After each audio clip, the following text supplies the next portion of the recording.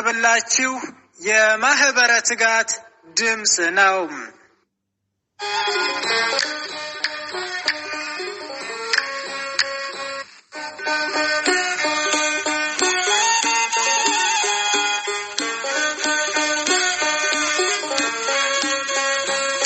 በስመ አብ ወወልድ ወመንፈስ ቅዱስ አሐዱ አምላክ አሜን። ሰኔ 12 በዚች ዕለት የከበረ የመላእክት አለቃ የመልአኩ የቅዱስ ሚካኤል የመታሰቢያ በዓል ይከበራል። የሚከበርበትም ምክንያት እንዲህ ነው። እስክንድርያ በምትባል ከተማ አቅላ ወበጥራ የተባለች ንግሥት የንጉሥ በጥሌሞስ ልጅ ዙሃል በሚባል ኮከብ ስም ያሰራችው ታላቅ ምኵራብ ነበርና በየዓመቱ ሰኔ በገባ በ12 ቀን በዚያ ምኵራብ ሕዝቡ ተሰብስቦ ታላቅ በዓል ያደርጉ ነበር። ሰላም ጤና ይስጥልን ውድ አድማጮቻችን፣ ትጋት የአባ ዮሐንስ የመንፈስ ቅዱስ ፍሬዎች እንደምን ሰነበታችሁ? የእግዚአብሔር ሰላም በያለንበት ከሁላችንም ጋር ይሁን አሜን።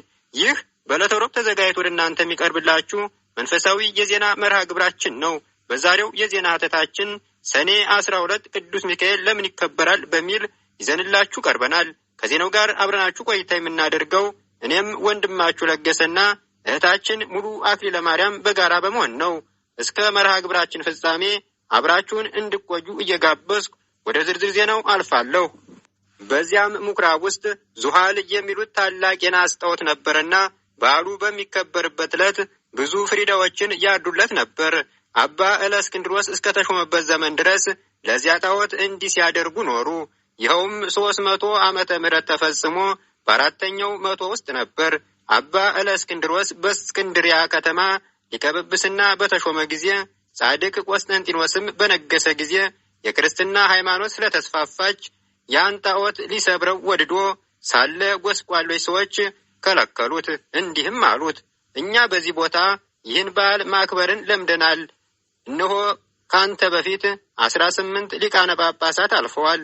ይህን ልማዳችንንም አልለወጡብንም።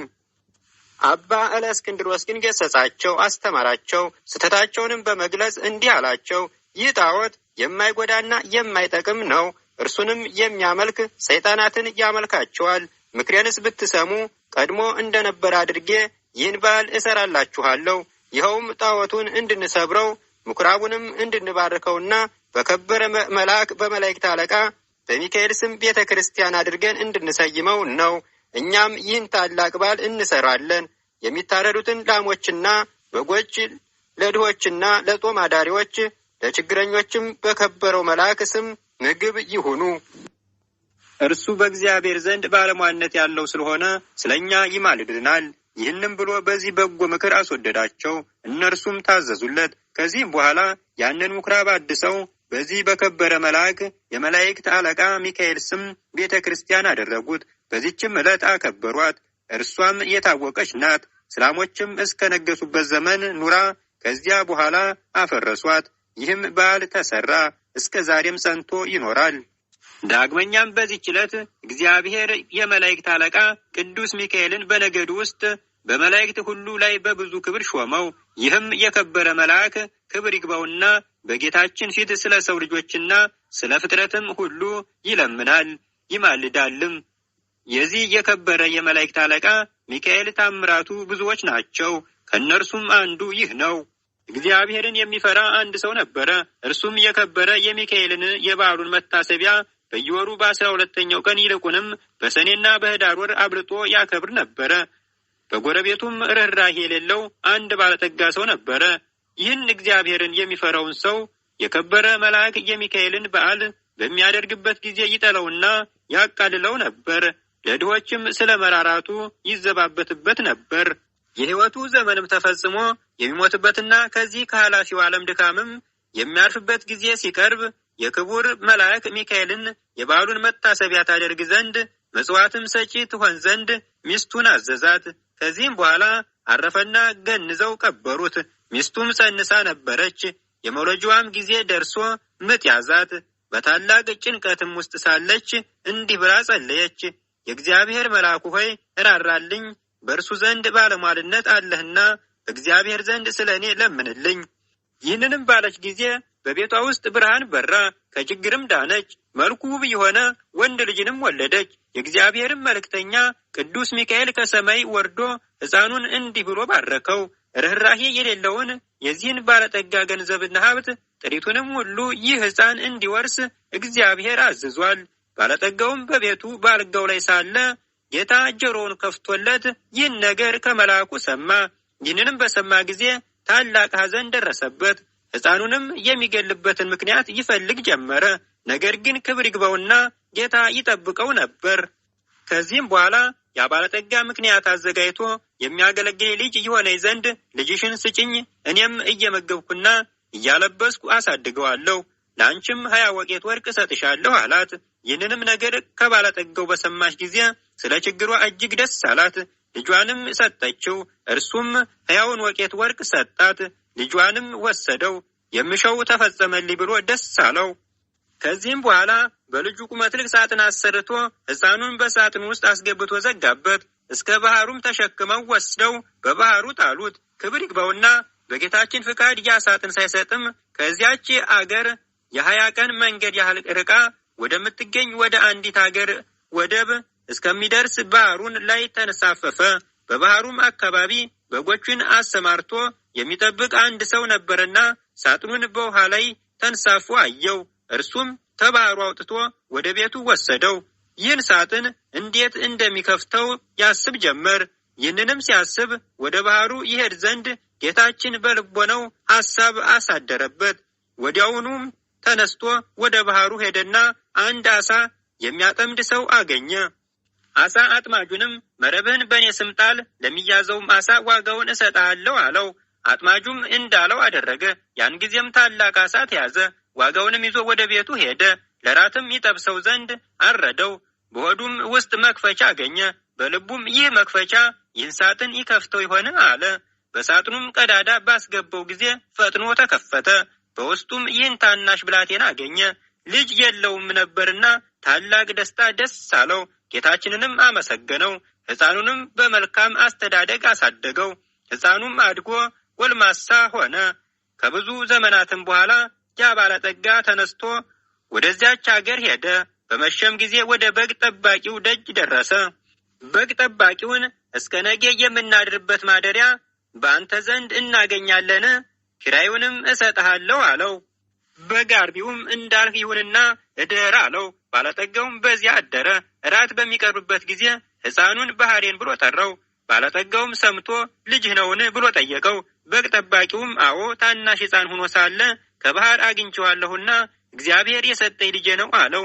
ባለጠጋውም በምን ዘመን አገኘኸው አለው።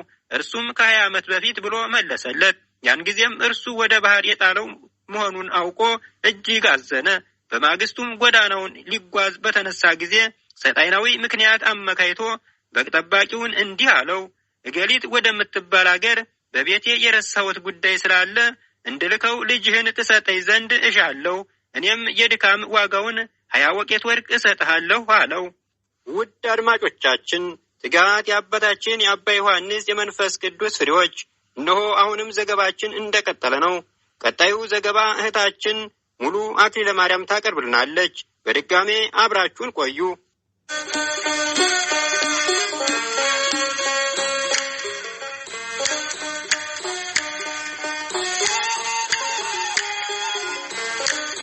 የብላቴናውም አባት ስለ ገንዘቡ ደስ ብሎት ልጁን ባህራንን ሰጠው። እንዲህም ብሎ አዘዘው፣ ልጄ ባህራን፣ ይህ የከበረ ሰው ስለ ጉዳዩ ወደ ቤቱ ይልክ ዘንድ ና፣ ወደ ቤትም በሰላም ትመለሳለህ። ያን ጊዜም ባለጠጋው ወደ መጋቢው እንዲህ ብሎ ደብዳቤ ጻፈ። ይችን ደብዳቤ በምታነብበት ጊዜ ደብዳቤውን ይዞ የመጣውን ገድለህ በጉድጓድ ውስጥ ጣለው፣ ማንም አይወቅ። በመካከላቸውም የሚተዋወቁበትን ምልክት ጽፎ አሸጋት። ለባህራንም ሰጠው። ለመንገዱም የሚሆነውን ስንቅ ሰጠው። ባህራንም ተነስቶ ጉዞውን ጀመረ። ሲጓዝም ሰንብቶ የአንዲት ቀን ጉዞ ሲቀረው እነሆ የመላእክት አለቃ የከበረ መልአክ ሚካኤል በንጉሥ ጭፍራ አምሳል በነጭ ፈረስ ላይ ተቀምጦ አንተ ጎልማሳ የያዝከው ምንድን ነው አለው። ወደ ገሌ ሀገር ወደ ቤቱ ለማድረስ ከአንድ ባለጸጋ የተጻፈች መልእክት ናት አለው። ያችን ደብዳቤ አሳየኝ አለው። እርሱም ስለፈራ ሰጠው። በዚያን ጊዜም የከበረ መልአክ ሚካኤል ያችን የሞት ምልክት ደመሰሰለት። በእርሷም ፈንታም በንፍሃት ለውጦ እንዲህ ብሎ ጻፈ። ይችን ደብዳቤ ይዞ ለመጣ ለባህራን ለሚባል ሰው ይቺ ደብዳቤ ደርሳ በምትነበብበት ጊዜ ልጄ እገሊትን አጋቡት። በውስጥና በውጭ ያለ ንብረቴንና ጥሪቴን፣ ወንዶችና ሴቶች ባሮችን፣ ጠቅላላ ንብረቴን አውርሼዋለሁና የሚፈልገውን ሊያደርግ ስልጣን ሰጥቼዋለሁና እኔን አትጠብቁኝ። እኔ ብዙ እዘገያለሁ። የኔ ሹም እገሌ ሆይ በእኔና በአንተ መካከል ይህች ምልክት እነኋት። ከዚህ በኋላ አሽጎ ለባህራን ሰጠውና ወደ ባለጠጋ ቤቱ ሂደህ ይህችን ደብዳቤ ለሹሙ ስጠው። በጎዳናም እኔን እንደተገናኘው አትንገረው፣ እንዳይገድልህም ይህንን የሞት ደብዳቤ ለውጬልሃለሁ አለው። ባህራንም እሺ ጌታዬ፣ ያዘዝከኝን ሁሉ አደርጋለሁ አለ። ባህራንም ወደ ባለጠጋው ቤት በደረሰ ጊዜ ያችን ደብዳቤ ለሹሙ ሰጠው። ባነበባትም ጊዜ በመካከላቸው ያለውን ምልክት አገኘ፣ አስተዋለም፣ እርግጠኛ እንደሆነም አወቀ። ከዚያም በኋላ ለባህራን ሰርግ አዘጋጅቶ እንደሚገባ በቤተ ክርስቲያን ስርዓት በተክሊል የባለጠጋውን ልጅ አጋቦትም። 40 ቀን ያህልም ደስታና ሐሴት እያደረጉ ኖሩ።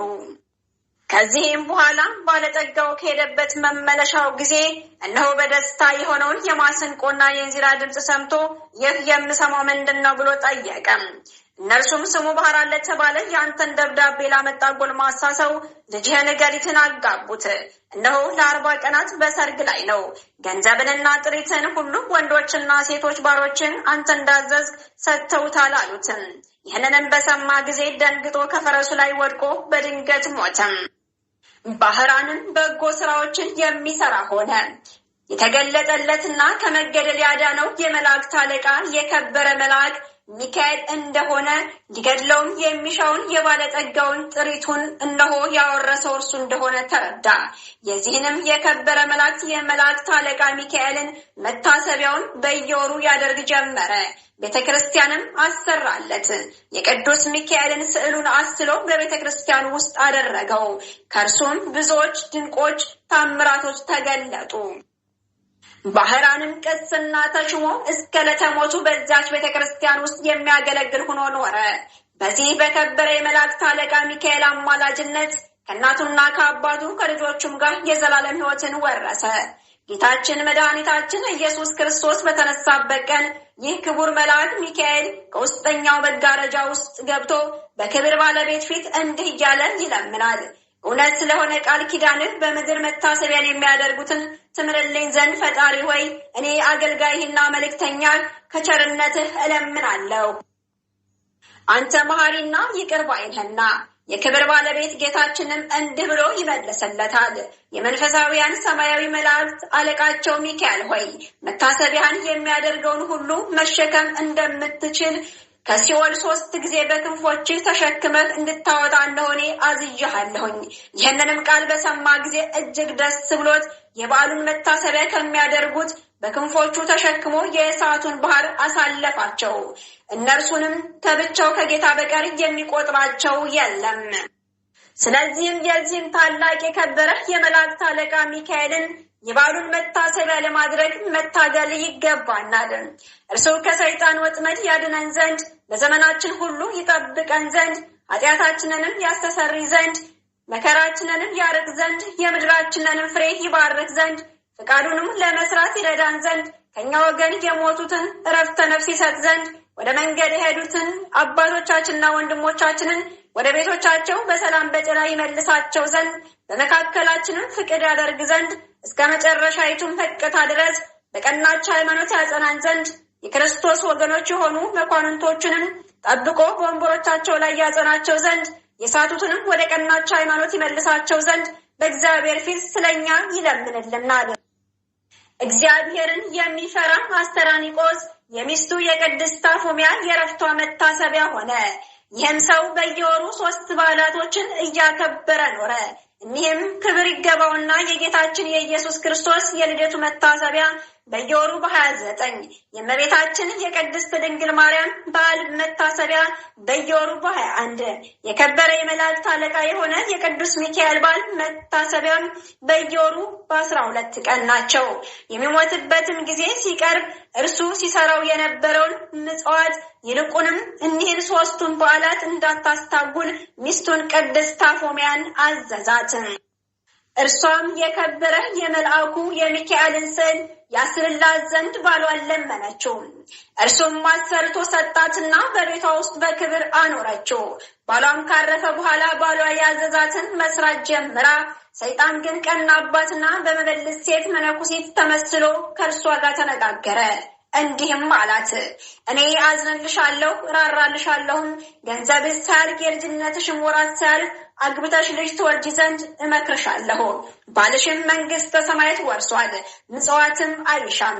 አፎሚያ እንዲህ ብላ መለሰችለት፣ እኔ ከሌላ ሰው ጋር ላልገናኝ በእግዚአብሔር ፊት ቃል ኪዳን አድርጌያለሁ። እርግቦችና መንጢጦችም እንኳን ሌላ ባል አያውቁም። በእግዚአብሔር አርአያ ከተፈጠሩ ሰዎች ይህ ሊሆን እንዴት ይገባል? ምክሩንም ባልሰማች ጊዜ አርአያውን ለውጦ በላዋ ላይ ጮኸባት። እንዲህም አላት፣ እኔ በሌላ ጊዜ እመጣለሁኝ። እርሷም የከበረ የመልአኩ የሚካኤልን ስዕል ይዛ አሳደደችው። ከዚህም በኋላ ሰኔ 12 ቀን የከበረ የመልአኩ የሚካኤል በዓል በሚከበርበት ዕለት እርሷም የበዓሉን ዝግጅት ስታዘጋጅ ሳለች ብርሃናዊ መልአክ መስሎ መጣ። አፎሚያ ሆይ ሰላም ላንቺ ይሁን፣ እኔ የመላእክት አለቃ ሚካኤል ነኝ። ጌታ ወደ አንቺ ልኮኛልና እርሱም ይህንን መመጽወትሽን ትተሽ ለአንድ ምዕመናን ሚስት ትሆኚ ዘንድ አዞሻለን። ባል የሌላት ሴት መልህቅ የሌለው መርከብ እንደምትመስል እወቂ። እንደ አብርሃምና ያዕቆብ እንደ ዳዊትም እንደ እነርሱ ያሉ ብዙ ሴቶች እንዳገባ እግዚአብሔርንም ደስ እንዳሰኙት ከብሉይ ኪዳን መጽሐፍትን ጥቅሶችን ያመጣላት ጀመረም። ቅድስት አፎሚያም መልሳ አንተ የእግዚአብሔር መልአክ ከሆንክ የመስቀል ምልክት ካንተ ወዴት አለ? የንጉሥ ጭፍራ የሆነ ሁሉ የንጉሱን ማኅተም ሳይዝ ወደ ሌላ ቦታ አይሄድምና አለችው። ሰይጣኑም ይህንን በሰማ ጊዜ መልኩ ተለወጠና አነቃት። እርሷም ወደ ከበረው መልአክ ወደ ሚካኤል ጮኸች። ወደ አሁኑም ደርሶ አዳናት። ያንን ሰይጣን ይዞ ይቀጠቅጠው ጀመረ። ሰይጣኑም ጮኸ፣ ማረኝ ያለ ጊዜ አታጥፋኝ፣ እግዚአብሔር እስከ ዓለም ፍጻሜ ታግሶናልና እያለ ለመነው። ከዚያም ተወውና አባረረው። የከበረ መልአክም ሚካኤልን እንዲህ አላት፣ ብጽዕት አፎሚያ ሆይ ሂደሽ የቤትሽን ሥራ አዘጋጂ፣ አንቺ ዛሬ ከዚህ ዓለም በሞት ትለያለሽና። እነሆ እግዚአብሔርም ዓይን ያላየውን ጆሮ ያልሰማውን በሰው ልብ ያልታሰበውን አዘጋጅቶልሻል። ይህንንም ብሎ ሰላምታ ሰጣት። ወደ ሰማያትም አረገ። የበዓሉን ዝግጅት እንደሚገባ ከፈጸመች በኋላ ወደ ኤጲስቆጶስና ወደ ካህናት ሁሉ ላከች። ወደ እርሷን በመጡ ጊዜ ለድሆችና ለጦም አዳሪዎች ይሰጧቸው ዘንድ ገንዘቧን ሁሉ አስረከበቻቸው። ከዚህም በኋላ ተነስታ ጸለየች። የከበረ የመልአኩ የቅዱስ ሚካኤልን ምስል አንስታ ታቅፋ ሳመችው። ያን ጊዜም በሰላም አረፈች። ለእግዚአብሔር ምስጋና ይሁን፣ እኛንን በጸሎቷ ይማረን። የዚህም የከበረ መልአክ ሚካኤል የረድኤቱ ኃይል ሁላችን የክርስቲያን ወገኖች ይጠብቀን ለዘላለሙ አሜን። ወድና ክቡራን አድማጮቻችን ትጋት የአባ ዮሐንስ የመንፈስ ቅዱስ ፍሬዎች የተዋህዶ ልጆች ሆይ እነሆ ሰኔ 12 ቅዱስ ሚካኤል ለምን ይከበራል ከሚል የዜና ሀተታችን ብዙ ትምህርት እንዳገኛችሁበት ተስፋ እናደርጋለን። የሊቀ መላእክት የቅዱስ ሚካኤል ተራዳኢነት አይለየን። መልካም ስራ ለክፉ ጊዜ ስንቅ ነው። በዚህም የባህራንን እንመልከት። የሞቱን ደብዳቤ የቀየረ አምላክ የሁላችንንም የሞት ደብዳቤያችን ይቀይርልን። መልካም ስራ እንስራ። ይህ የዛሬ መልእክታችን ነው። ሰላም ወስብሐት ለእግዚአብሔር ወለወላዲቱ ድንግል ወለመስቀሉ ክቡር አሜን።